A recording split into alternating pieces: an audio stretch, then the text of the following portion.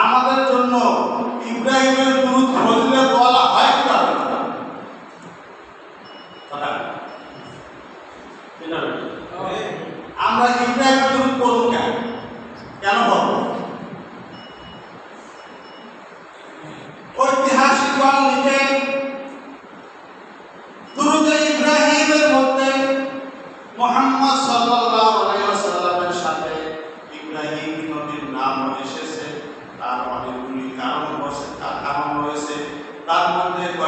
কারণ হলো মুহাম্মদ রাসূলুল্লাহর সাথে ইব্রাহিম নবীর সাথে অনেকগুলি বিষয় মিল রয়েছে। সুবহানাল্লাহ। এই জন্য দুরূদে ইব্রাহিমের মধ্যে ইব্রাহিমের নাম লেখা আছে। এক নম্বর মিল হইল মুহাম্মদ সাল্লাল্লাহু আলাইহি ওয়াসাল্লামের নিজের বংশের মানুষেরা, চাচা চাচাতো ভাইরা নবীকে মানে নাই।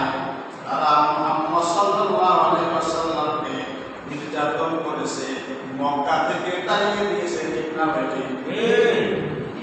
আশ্চর্যের বিষয়, দুরূদ শরীফ একজনও পড়ে না। কত আস্তে আস্তে 15% দুরূদ শরীফ।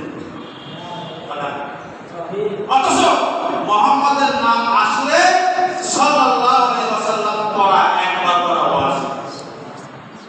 এটা কয় আলাদা পড়া যাবে, এই প্রতি বছর কয়েকবার পড়া হয়, কিন্তু কানে এই বইটা যদি ওই বইটা বাইরে মনে থাকে।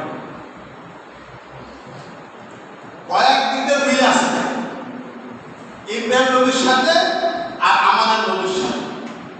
এক নম্বর মিল হলো নিজের বাড়ির মানুষেরা মুহাম্মদ সাল্লাল্লাহু আলাইহি ওয়াসাল্লামকে মেনে নেয় নাই, তারা মক্কা থেকে নিজ বাড়ি থেকে পালিয়ে গেছে। অনুরূপভাবে ইব্রাহিম নবীকেও নিজের বংশের মানুষেরা এমনকি মা বাবা মেনে নেয় নাই। যখন নমরুদে আগুন জ্বালায়, বিশাল বুলবুলি জ্বালাইতেছে, ইব্রাহিমের বাবা আজম সেও বুলবুলির মধ্যে তেল ঢালতেছে ছেলেকে আগুনে পোড়ানোর জন্য। কি বিষ্ণু, কি না বেটি? অনেকগুলি মিল আছে। এই জন্য দুরূদে ইব্রাহিম নবীর সাথে ইব্রাহিম নবীর সাথে একসাথে দুরূদ রয়েছে।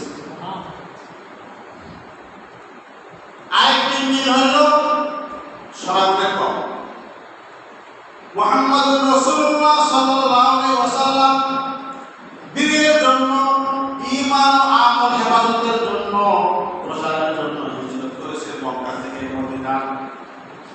অনুরূপভাবে ইব্রাহিম আলাইহিস সালাতু ওয়াস সালাম ইরাক থেকে হিজরত করেছে সুদূর সিরিয়া, শাম। শাম হলো প্রাচীন নাম, আধুনিক যুগের নাম হলো সিরিয়া, বর্তমান নাম হলো সিরিয়া।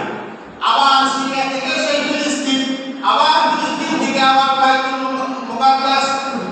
মুকাদ্দাস থেকে আবার বাইতুল্লাহ, কাবা ঘর, মক্কা শরীফে হিজরত করেছে। হিজরত করার মধ্যে রয়েছে প্রধান হিজরত করা হয়েছে।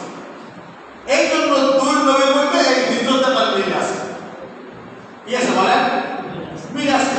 ওয়াইজিতে তামা ইব্রাহিম রাব্বুহু বিকালিমাতিন ফাতাম্মাহুন্না ক্বালা ইন্নী জাইলুকা লিন-নাসি ইমামা ক্বালা মিন যুররিয়্যাতি ক্বালা লা ইয়ানালু আহাদিয-যালিমিন। আল্লাহ তাআলা সূরা বাকারার মধ্যে ফরমান যে আমি ইব্রাহিমের প্রভু, ইব্রাহিমের